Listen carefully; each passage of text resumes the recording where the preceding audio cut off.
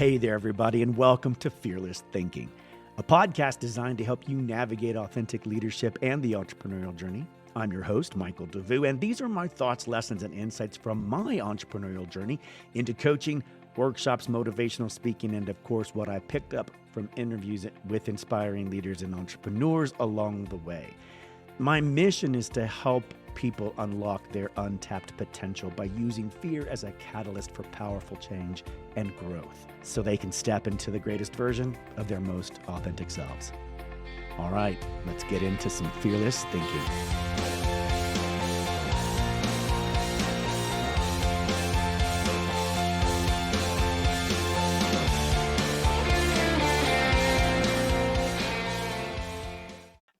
Hey, everybody, welcome back to Fearless Thinking. This week's episodes, this month's episodes, I believe, we're talking about authenticity, the power of authenticity and being you, being the real you. Today, we're diving deep into a concept crucial for today's success in the world, and that is authenticity. Imagine it as a superpower, right? The ability to be your true self and bring your values both in your professional and your personal life. So buckle up while we explore authenticity and how it empowers you to lead effectively, mentor meaningfully, build thriving businesses, and connect with your audience in a genuine way. Now, authenticity, the authenticity advantage.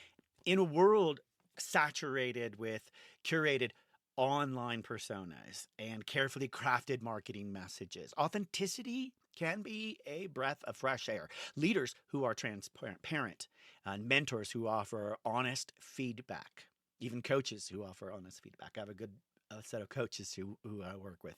I love getting their honest feedback. That to me is authentic, right? And even brands, right, that stand behind meaningful values. These are the ones that resonate and build trust. So let's take a look at some key elements of leading with authenticity. One, self-awareness is key. Start with an understanding of your strengths, your weaknesses, and your values. One of the things I think is fascinating about that, when I did an episode with Jay from Hike the Mountain, we were talking about understanding our weaknesses. In fact, I think what makes really good leaders is they know their weaknesses first and they build teams around that, right? They're open and honest about what their weaknesses are and where they need to fill in or backfill in those gaps in their leadership or their operations or wherever. They have a really good understanding of what that looks like for them. And they know where to step out and put someone else in that role, right? So that they can do a good job in that space. This kind of self-knowledge allows you to lead with integrity, actually, and inspire your team. I remember one of the things that when I was leading a team, this is back in my F&B days when I was managing events for the country club, and I had an incredible team. I was very proud of my team. And one of the things I remember one afternoon, they came to me and they were like, why do you always tell us, about where your weaknesses are? And I said, because if I let you know that I've got this gap in my strength area and I'm like, I need help in this particular area, you guys are more ready and willing to step up and go, hey, you know what? I can do that. I'm really good at it. It makes them more willing to admit where their strengths are. If you have the ability to say, hey, you know what? This isn't one of my biggest strengths. Who among you can step up and step into this role and help us all succeed as a team, right? Number two, embrace vulnerability. Hello, Brene Brown, and everybody who loves vulnerability is a new space. I think that we're all beginning to sort of like dip our toes into. I think it started in 2022, 21, 22, and now we're fully sort of like, how do we get vulnerable, right? How do we get real? And I think vulnerability can be a lot of different things. It's not about crying on your pillow next to somebody. I mean, that is a version of it, of course. But in terms of business and leadership and effective entrepreneurial journeys, I think vulnerability is about not only understanding those weaknesses from self-awareness, but also understanding your human side, right? Not being afraid to show it and sort of be a little goofy, a little bit awkward, a little bit comfortable with people, right? Leaders who share their struggles actually connect with their teams on a deeper level. So, like sharing stories of your struggles, sharing stories about what was challenging or difficult for you getting to this place. I think it's good to have a story time. When I was, working with my team, I told stories all the time about where I came from and how I got here. Um, I don't know. I just find them interesting. I think that if you look at your life as a series of stories along that road, that fearless road, as we get here, um, this is one of the ways that I became a fearless thinker. I just thought these experiences were fun to share, and it was interesting. The more I shared them, the more I discovered how they impacted other people, and that there were lessons, additional lessons and insights to be gleaned from those experiences that other people could share with me when I embraced my own vulnerability. Third, empowerment over micromanagement. Okay, so everybody hates a micromanager. Nobody likes to be have someone standing over them, constantly watching their work and constantly telling them what to do. That isn't good management, and it isn't productive, and it certainly isn't helpful. So it's up to us to create an environment where employees can feel valued by encouraging them to not only contribute their own unique perspectives to foster innovation, but also provide them the space to fail. I mean, let's be honest. We need to provide them with the space that says, hey, you know what? You can fail and you're not going to get fired, right? We don't want you to screw up the entire project. We don't want you to offend or destroy the opportunity for the client. That's different. But I think we need to create space for failure because that's where learning happens. And if you can help teach and show your people how failure is a component to their growth while simultaneously offering them a very different perspective on what it looks like, guiding them away from big failures and towards more innovative successes, then I think you can create an environment where they don't feel so terrified to make a mistake and they're holding back some of their greatest productivity and ideas from you because they're afraid if they do and they fail and they trip up that they're A, going to look bad, B, they're going to get fired, or C, they're going to get, unsatisfactory on their quarterly report. Nobody wants that.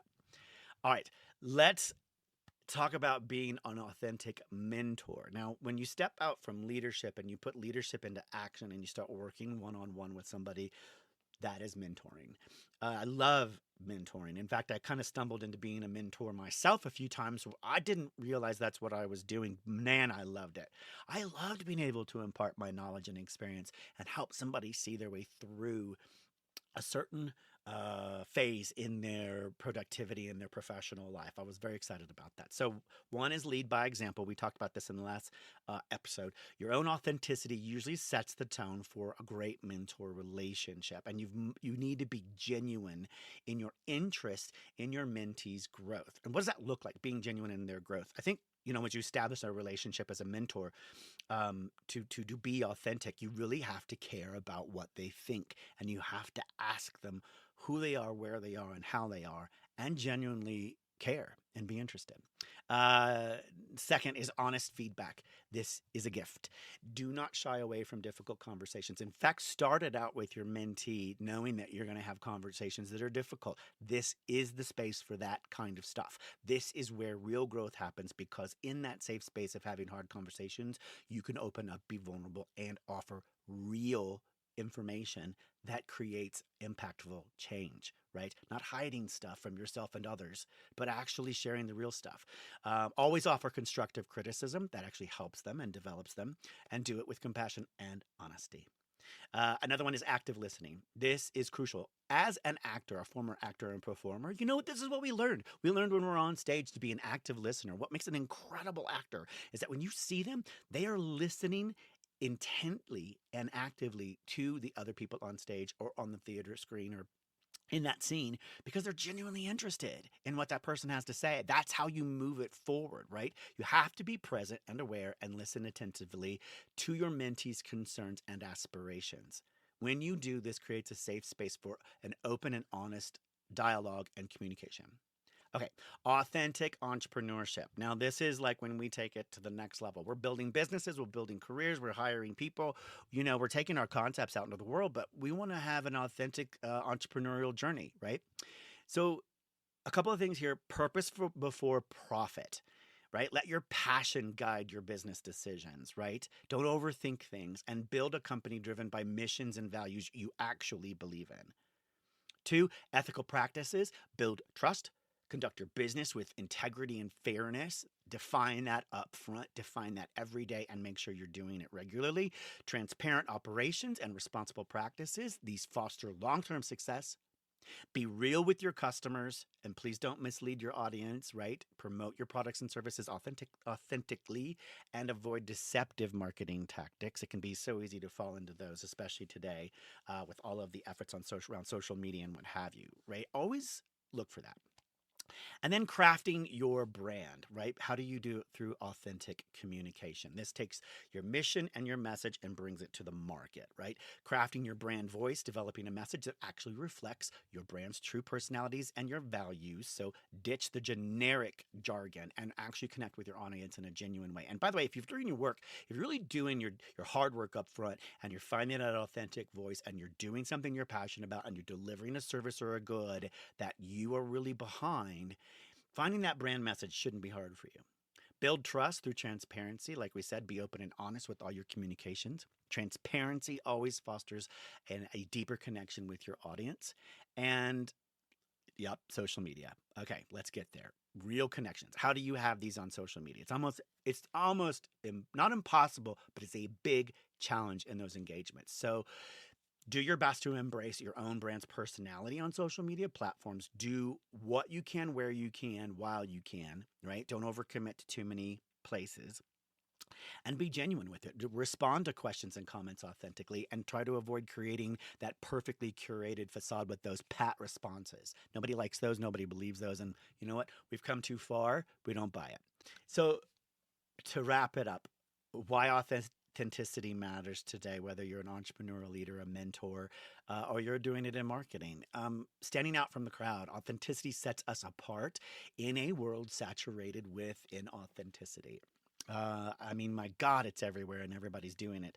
But if you're really not being yourself, you're kind of disconnected. And if you're disconnected, it's hard to actually, well, have a connection and build business, right? So standing out from the crowd and being authentic allows you to connect with your audience, like we said, on a deeper level, and that's real and valuable, and that's true. So building long-term relationships, you're not in this to get the the quick sale. You're in this to build relationships. That's what authenticity does for you, right? People crave actual connections, and they want to believe in brands with leaders they can trust. Authenticity fosters this trust and this loyalty, leading to long-term success. So be in it for the long haul, not the short win. And the power of vulnerability. We're back to vulnerability again, right? Sharing your struggles and your imperfections and your trip ups along the way can actually make you more relatable, and it can inspire others to do the same. It shows that you're human and that you can make a powerful connection with your audience. So don't be afraid, All right. That's it for today, man. By embracing your authenticity, you unlock your leadership potential. Don't hide from it. Create meaningful mentorship opportunities and relationships, and build successful business practices, and develop genuine connections with your audience. Authenticity, man. Authenticity and vulnerability. Boom, boom, boom. Key things to learn, key things to do. Powerful, powerful superpowers. If you've got them in your back pocket, they can make a big difference in the success of your journey. Remember, authenticity is a journey. Finding it is a journey for all of us. It's not a destination. So until then, stay true to yourself, your values, and keep evolving. The world needs your unique voice. This is Michael DeVue for Fearless Thinking. Have an incredible week. All right. See you later. Bye.